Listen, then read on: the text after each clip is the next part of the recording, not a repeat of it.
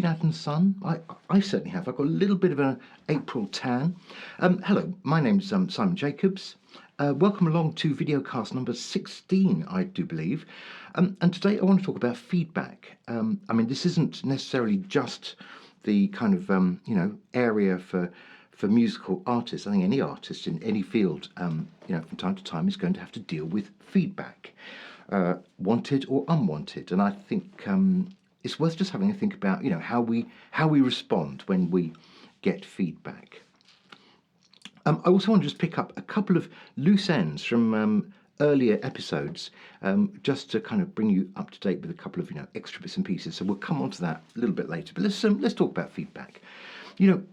I've got friends who say, maybe rather glibly, that feedback is a gift. But if you think about it, I don't know about you, I sometimes get gifts that I don't particularly want. If you think about, some auntie at Christmas giving you a pair of socks, you may not be that grateful or excited about that pair of socks. So the thing about feedback is, for some artists, a little bit of negative feedback is enough to blow them right off course, and makes people really feel extremely vulnerable, and it causes a real problem in the creative process, because they suddenly think that opinion is extremely valid and that everything they're doing is maybe not as good as they thought it was, and it can be the mildest, only slight touch of criticism, and everything kind of comes unstuck. I guess there are other people who take absolutely no notice of any criticism whatsoever, and so I just want to kind of think about how you kind of pick your way through the minefield of receiving feedback, because it's true, isn't it, that one of the things that I think artists always say is, I'd love some feedback, and I certainly have felt from time to time completely starved of feedback, and I do think that feedback is a useful thing. And if you get no feedback at all, if you get no kind of critical praise analysis, or criticism indeed of anything you're doing, it's hard to know how you grow. How do you learn what to not do, or where to put the emphasis? So I think this is really quite an interesting area, and in a former life, this is an area that I've trained manager workshops on, this kind of subject. But the less said about that, probably the better. So feedback, okay, we all ask for it, and when it comes, we're not so sure that we really wanted it in the first place. So what is the problem with feedback? Well, if we decide that we're going to take every bit of feedback on board that we ever hear from anybody about the things we're doing, I believe that would be quite paralysing. I think we actually get so much feedback. Some of it is not even verbal. We might just get kind of indications of feedback. So I think we've got to be careful. I think basically it's down to us to choose what we want to do with that piece of feedback we've just received. And it can come in lots of different ways. Have you been in that position where you are really proud of something you've just done? Let's talk about music. You've created a song. You are fantastically happy with it. If you remember right back at the very beginning of this whole series, I talked about that feeling of excitement that you get from having finished something you're quite happy with. You love it. You love it to a ridiculous degree. And then, of course, comes that moment when you put it up in front of the gaze of the public, and somebody, might be a good friend or somebody you don't even know that well, hears it for the first time, and they go, it's quite nice. Even that, in its kind of neutrality and its sort of indifference, can be terrible, and can make people think, oh God, it's no good. I thought it was brilliant, but it's not. It's terrible. So here's my best advice with this, and I think this is the way to kind of pick your way through the maze of feedback, and that is, I think it's really good to remember always that when you get feedback from somebody like that, you're getting one person's opinion, and with art, with music, with with any kind of creative thing, you know, good and bad is incredibly subjective, isn't it? And you might be talking to the person who just doesn't get it and doesn't particularly like it, doesn't particularly respond to that type of thing, that type of music, that genre of music. Doesn't appreciate the work you put into the chord structures and the arrangement and all those things. It's one person's opinion, and I try to hold on to that. I think when I get feedback, even when it's really good feedback, I still try to say to myself, don't get too excited. It's one person's opinion. So I think that's a really good place to start. Is to say to yourself, they're not wrong, and they're not right. It's one person's opinion. So that's a starting point. But then the other thing is, I think there's something a little bit more nuanced, which is about what do you do with it. Now, as I say, I think there will be people who will take on board, all the feedback they ever receive, and I think that's too much. I think, you just be running around chasing your tail because one person's, praise is going to be another person's criticism. Because you've got different people's opinions, they're going to see your work, your songs, your music completely differently. And person A thinks that's fantastic, and person B thinks everything else is fantastic, but that's terrible. Who's right? Well, both and neither. So you've got to make some decisions about what you want to do with the feedback you get. So I think there's a middle point here, you see, because I think there's another type of person, I just alluded to it before, who will get feedback and think, I'm just rejecting all feedback because I know best. And I don't think that's a very helpful position either. That's a kind of an arrogance which says, I'm never going to learn from anything that anybody ever says to me. That's not very helpful either. So there's this middle way. And the middle way is that you have to choose, what bit of feedback is helpful to you, what bit of feedback kind of chimes with other people's feedback, what feedback chimes with what you actually do really believe. Sometimes you put something out in front of some people and you're thinking, I like this, but the words aren't that good. And they'll say to you, but I don't really understand the words. And you'll be thinking, bloody hell, that's what I thought. And if it's something that confirms something you already know, that's quite useful, isn't it? And when it doesn't, then, as I say, I think it's for us to decide what feedback we want to take on board and what feedback we don't. So we don't get paralysed by feedback. We don't get completely, torn apart by feedback. And yet we don't go to the other extreme and just decide that all feedback is worthless because I know best. That's not helpful either. So there is, as I say, there's a middle way.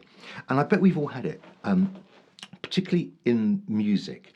Have you had that situation where you've got some friends around? Maybe often this happens when there's more than one friend around. Okay, there's a few people around, and that moment ill-advisedly probably comes when you think, well, I must play them my new things. I'm really guilty of this, so I'll just say I apologise to everyone I've done this to. And out you get your new song, you pop it onto the player in whatever shape or form you're doing that. And after about 20 seconds, one of them gets up to go to the toilet. Two of them carry on the conversation they were having before you started, intervening with your fantastic music, and the other one falls asleep. What do you do? Well, I think in the past I would have taken umbrage. I would have been distressed by this, or just really, really fed up by this. Hang on, you are supposed to listen in perfect silence while I play you my things. I think over the years I've come to realise that's a bit stupid. And if people really want to listen, they'll listen, and if they don't, they won't. And you can't really say to them, listen, you're in my house and it's my music, and you better sit there silently, because it's not going to work unless you don't mind losing all your friends. I mean, your choice.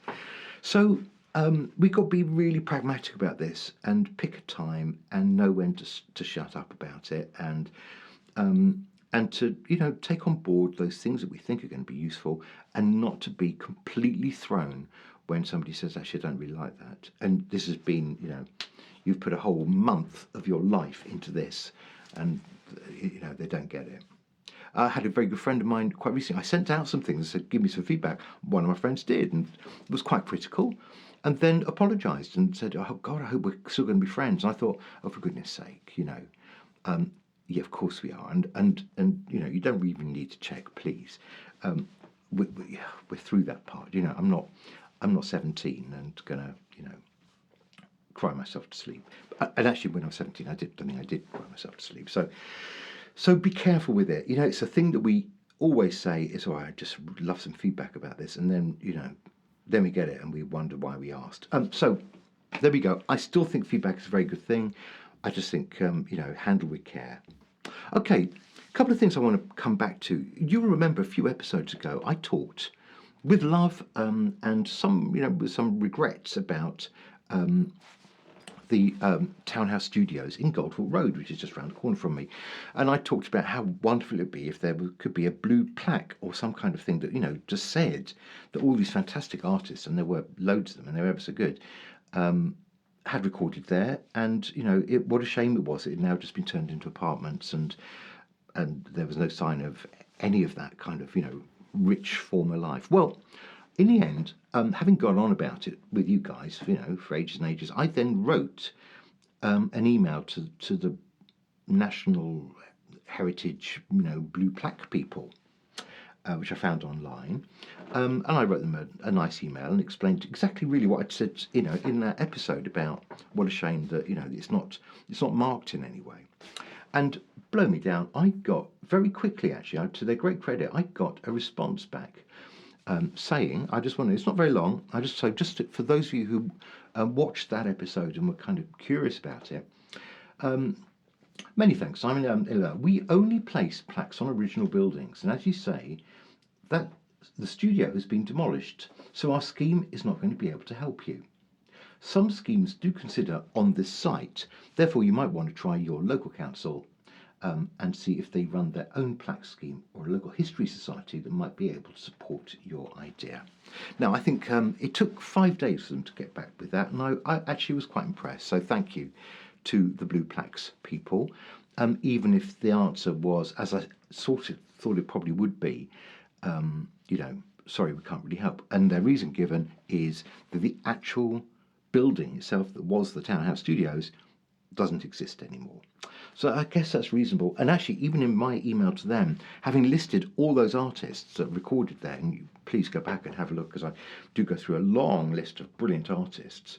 Oh, and I forgot Bob Dylan, by the way. Bob Dylan also recorded there. I did start wondering how we're going to get all those names onto a blue plaque, and I rather facetiously suggested a very big plaque, but that probably didn't help my cause very much. Anyway, I might take that up with my local council, being Hammersmith and Fulham, and see whether we can take that any further. All right, one other thing before I go today. One other important thing, which is I talked about George Michael and Marvin Gaye last time round, and we were looking at those two great albums, Older from 96 and What's Going On from 71, 25, 50 years respectively. And afterwards, I came across something that had been written after George Michael had died. Now, this just pertains to George Michael, but it's just an interesting little postscript, and you might know about this anyway.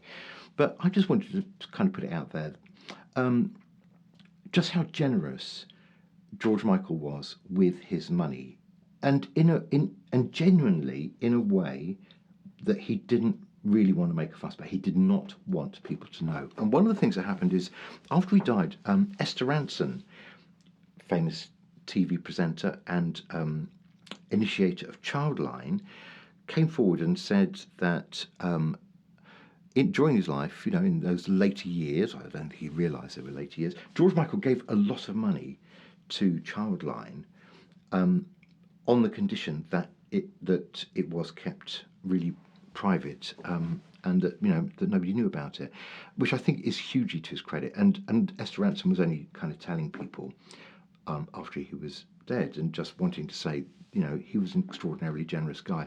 And it wasn't just Childline. He gave a lot of money to the Terence Higgins Trust, which was always about trying to find cures and pragmatic solutions to the AIDS epidemic of the 80s, which carried on through the 90s and noughties.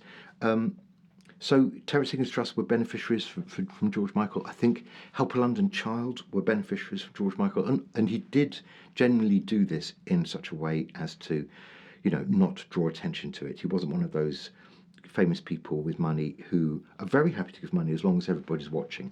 The opposite. So greatly to his credit, and I just wanted to let you know, really.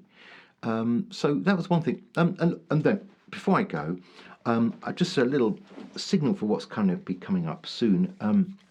I've got another single coming out in early May, and that's going to be called Crash and Burn. So next time around, I think I'll be ready to give you a little run through of the making of Crash and Burn and give you a little hint as to what it's like. I do need to get round to sorting out a video for that, so a little bit of excitement there to come. I'm not quite sure how I'm going to approach that yet. And the other thing is there's a likelihood that in the coming months I'm also going to be releasing some music that was created some time ago with my then musical partner. And again, I've talked about this in one of the previous episodes as well. There was a time when I worked as part of a two where we were writing, recording for years and years and years and years, and we have been sitting on some music for ages and ages and ages. And so there is going to be an album, hopefully this year, and a bunch of singles to precede it, getting into that kind of monthly pattern. But so I'm going to have to find a way of releasing, our music and my music, not all on the same dates, but, sort out a kind of sensible release schedule. But that means a lot of stuff going on and a lot of things to share with you. And the music that I was involved with my mate right through from the 80s through to about 5 or 6 years ago.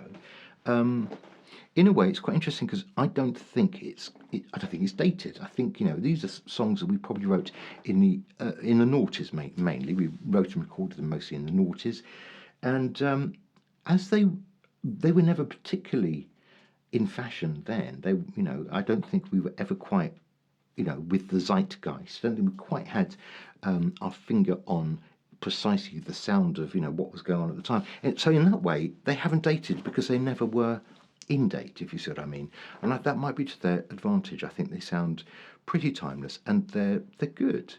So that's more that's coming up soon. And if I can, I might even see if I can grab an interview with my musical partner, who will be mortified, but don't tell him. Okay.